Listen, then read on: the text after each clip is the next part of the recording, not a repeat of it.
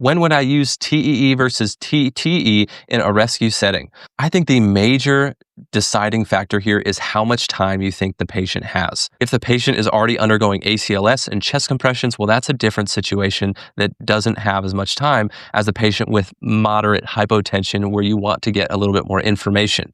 So I ask myself, do I have between 5 and 15 minutes where that much delay would not significantly hurt the patient? The reason being is because if these probes are kept on different machines, then you have to call for the next machine.